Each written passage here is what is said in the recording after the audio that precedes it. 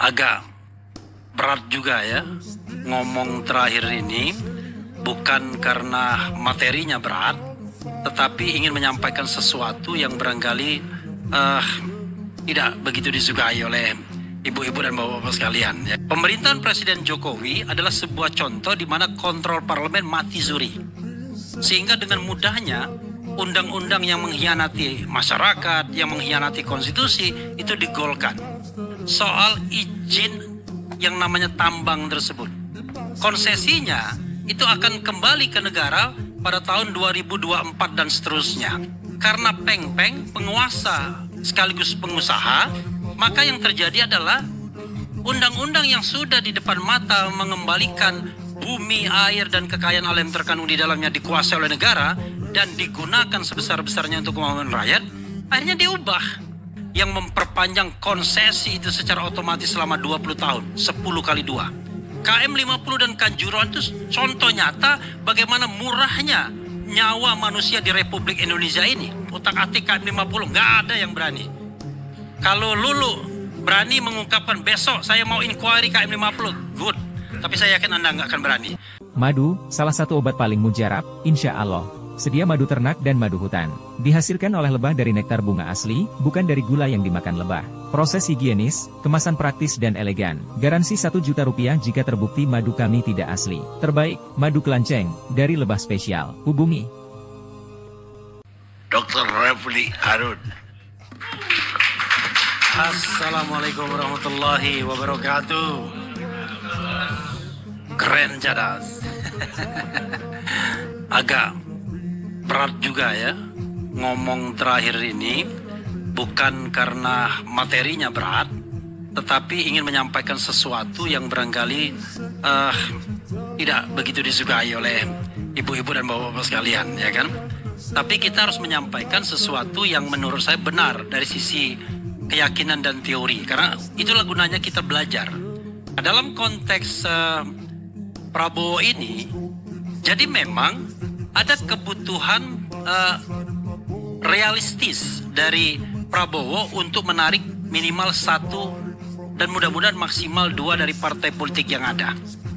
Karena kalau dia tidak tarik, yang terjadi adalah dia akan minoritas di parlemen dan itu akan menyulitkan dalam menggolkan ide-ide atau agenda-agenda tertentu. Pemerintahan Presiden Jokowi adalah sebuah contoh di mana kontrol parlemen mati suri, sehingga dengan mudahnya undang-undang yang mengkhianati masyarakat, yang mengkhianati konstitusi itu digolkan. Sebagai contoh bisa Undang-Undang Minerba, Undang-Undang Nomor 3 tahun 2020. Undang-undang itu, ibu-ibu dan bapak-bapak sekalian, menggantikan Undang-Undang 4 2009 soal izin yang namanya tambang tersebut. Konsesinya itu akan kembali ke negara pada tahun 2024 dan seterusnya. Tapi yang terjadi apa? Karena peng-peng penguasa sekaligus pengusaha, maka yang terjadi adalah undang-undang yang sudah di depan mata mengembalikan bumi, air, dan kekayaan alam terkandung di dalamnya dikuasai oleh negara dan digunakan sebesar-besarnya untuk kemauan rakyat, akhirnya diubah. Maka ada Undang-Undang 3 2020 yang memperpanjang konsesi itu secara otomatis selama 20 tahun, 10 kali 2. Tidak ada yang pada waktu itu protes. Saya ingat dan perlu kita apresiasi, satu-satunya partai yang protes dari undang-undang yang tidak jelas proses pembentukan undang-undangnya ini adalah Demokrat pada waktu itu. Itu satu-satunya yang saya catat. Begitu ada Perpu nomor 1 2020 yang menghilangkan hak budget DPR karena COVID dan memberikan karpet merah kepada pemerintah untuk membuat sebuah perencanaan keuangan yang bahkan melanggar undang-undang keuangan negara, tidak ada yang protes. Satu-satunya yang protes adalah Partai Keadilan Sejahtera. Jadi begitu efektifnya Jokowi menggunakan parlemen untuk melegitimasi apapun yang dia inginkan. Kalau kita bicara tentang fungsi pengawasan yang jalan misalnya, ini di masyarakat ini ribut mengenai ijazah palsu misalnya. Ini contoh kasus. Kalau kita bicara tentang hak inquiry dari DPR, DPR kan bisa melakukan penyelidikan, bukan untuk mempunish seseorang, tapi untuk menyelesaikan masalah ini. Selesai masalah ini kalau DPR melakukan inquiry dengan sungguh-sungguh bahwa case close, ijazah Jokowi asli ada. Tapi sampai sekarang korbannya sudah banyak. Tetapi ijazahnya nggak pernah kita lihat. Yang ada adalah setiap diajukan ke persidangan ditunda-tunda dan akhirnya dinyatakan tidak dapat diterima. Yang mengabarkan sementara udah masuk bui dua, Gus Nur dan Bambang Tri. Padahal tidak pernah diuji apakah yang ditulis oleh Bambang Tri itu sahih atau tidak dari sisi ilmiah. Persoalan, mau contoh lagi KM 50 dan Kanjuruhan. KM 50 dan Kanjuruhan itu contoh nyata bagaimana murahnya nyawa manusia di Republik Indonesia ini. Tapi apakah DPR menggunakan hak inquiry-nya, hak penyelidikannya untuk melihat siapa yang melakukan pembunuhan, misalnya kalau ada pembunuhan? Ada. Nyawa manusia ratusan itu dianggap sudah selesai. Yang disalahkan angin. Yang disalahkan adalah karena yang bersangkutan melawan dan lain sebagainya. Karena Anda melawan, Anda mati berhak. Jadi ini yang kita khawatirkan pada masa pemerintahan Presiden Prabowo selanjutnya, lumpuh yang namanya pengawasan parlemen. Padahal sejatinya dalam sistem pemerintahan presidensil, semua anggota DPR itu adalah oposisi dalam tanda kutip. Karena Anda akan mengatakan, Ketua MPR Bambang Susatyo mengatakan, tidak ada yang namanya oposisi dalam pemerintahan presidensil. Yes, saya katakan, kalau Anda kafah menjalankan presidensial system. Tapi presidensial sistemnya tidak kafah. Tidak kafahnya seperti apa? Kalau kita bicara presidensial system, itu yang namanya anggota DPR, dia hadir terpilih itu sebagai individu, individual basis. Di Jerman saya tanya kepada orang partainya, partai yang paling mayoritas, di sini agak recall, nggak ada katanya. Karena once Anda terpilih, Anda adalah wakil rakyat Jerman secara keseluruhan, no matter dari mana dapil Anda. Sehingga individu-individu itu dihargai. Karena itu, ketika mereka melakukan pengawasan, individu itu tidak akan diancam oleh recall. Kalau kita kan enggak. Begitu Anda sudah komit ketua umum partainya menjadi bagian dari koalisi Sokol, dan kemudian ada 1-2 kursi yang diberikan baik menteri, wakil menteri maupun jabatan setingkat menteri lainnya, maka Anda diam. Anda hanya punya ruang bermain yang dibatasi. Tapi begitu sampai hal yang substantif, jangan. Misalnya, utak-atik KM 50, nggak ada yang berani. Kalau Lulu berani mengungkapkan besok saya mau inquiry KM 50, good. Tapi saya yakin Anda nggak akan berani. Karena ada yang namanya room, batas permainan. Anda boleh ngomong apa saja, tapi begitu ketua umum partai Anda yang berpresidensial club dengan presiden terpilih, misalnya kan ada klub presiden katanya, tolong ini boleh, ini nggak boleh dan lain sebagainya. Maka presidensial sistem kita sudah cacat. Kenapa? Karena kita memasukkan unsur-unsur parlementer dalam presidensial sistem kita, yaitu ketika misalnya penguasa atau pejabat merekrut seorang menteri atau pejabat setingkat menteri, dia dianggap menyogok partai politik, sehingga partai politik itu sudah dikerangkeng. Anda nggak boleh loh ngomong berbeda dari apa yang sudah digariskan kekuasaan. Let's say Omnibus Law. Omnibus Law itu gila. Bayangkan, putusan Mahkamah Konstitusi mengatakan, tolong Omnibus Law diperbaiki dalam legislasi yang normal within 2 years. 2 tahun. Apa yang dilakukan oleh Presiden Jokowi? Keluarkan perpu dia. Dia reinstall lagi yang namanya Omnibus Law tersebut, dan surprise, DPR menerimanya dan MK juga tidak membatalkannya, padahal jelas-jelas itu melanggar putusan Mahkamah Konstitusi. Kok tidak ada komitmen kita berbangsa yang sesuai dengan konstitusi? Itu kan sangat konstitusionalistik untuk menghormati putusan MK. Anda giliran Pilpres, hormati dong putusan MK, MK sudah memutuskan. Tapi giliran yang terkait dengan Omnibus Law, nggak ada yang bicara menghormati putusan MK. Nah, karena itulah, kalau kita bicara tentang fatsun politik, Farsun politiknya, ya kalau Anda kalah ya janganlah minta-minta kursi. Janganlah mepet-mepet, janganlah melipir-lipir. Ya, nggak ada lagi yang namanya suara oposisi tersebut. Oh, kami tetap kritis di DPR, kritis di society. Itu Anda sudah bicara yang namanya oposisi hal-hal yang tematik. Tidak semua hal. Tapi kalau mau oposisi yang permanen adalah Anda stay away dari kursi pemerintahan dan Anda betul-betul di luar pemerintahan. Anda menjadi counterpart. Oke, sekarang menjadi masalah. Kalau kita mengatakan, coba periksa Food Estate, ada nggak potensi korupsinya? Kira-kira nol, ada jamin nggak saya tidak ditangkap misalnya? Tolong periksa itu marriage. Apakah ada potensi korupsinya atau tidak? Ada nggak jaminan kemudian anggota DPR mengatakan, memberanikan itu dan menggunakan hak untuk menyelidik? Nah, itu yang kemudian kita katakan sebagai kehidupan berbangsa yang sehat. Yang sehat itu bukan tidak ada dinamika. Bukan berarti kemudian ya kita bersama-sama membangun bangsa negara. Seolah-olah luka kemarin itu nggak berbekas. Kalau kita kembalikan pada relawan, ada beberapa relawan yang saya ajak misalnya, ya tetap berbekas. Nah, apakah luka itu atau katakanlah hal-hal yang menganga itu kita tidak perlu evaluasi dan tambal? Dalam konteks inilah hak angket diperlukan.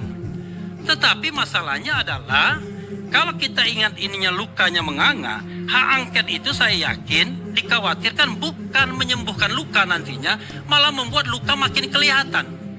Oh, kalau begitu jangan-jangan kemenangannya tidak legitimate. Maka kemudian kita hari ini kan dihadapkan pada angka-angka yang ya aneh-aneh. Partai politik itu kan kalau kita bicara ada reward and punishment, ada kotel effect, ada bandwagon effect. Tapi pada nggak jelas semua.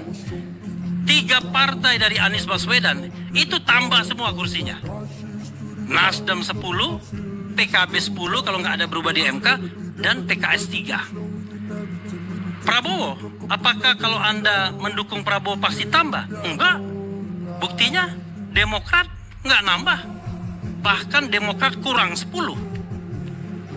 Nah, kalau di 03 karena dia kalah, kurang semua. 18 kurangnya PDIP dan P3 kurang 19 alias tidak lolos parliamentary threshold. Nah, dari sana saja sebenarnya kita lihat, ini sebenarnya rakyat ini memilih siapa sih? Anda mengklaim bahwa Anda didukung 58%, tetapi yang terjadi adalah kok distribusi 01 naik semua. Distribusi 03 turun memang, tapi di 02 turun juga ada.